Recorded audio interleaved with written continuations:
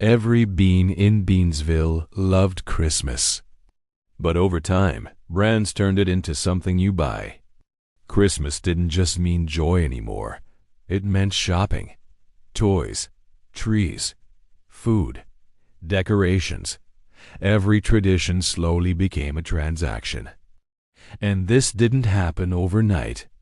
In 1924, a department store parade ended with Santa Claus arriving at a massive store, marking the official start of the Christmas shopping season. From there, brands took over the visuals, parades, window displays, cartoon characters, and larger-than-life Santas. Even Santa himself changed. He started as a small elf-like figure, until advertising made him bigger, friendlier, and impossible to ignore. Christmas shopping became so important that it literally changed national holidays to give people more time to spend money.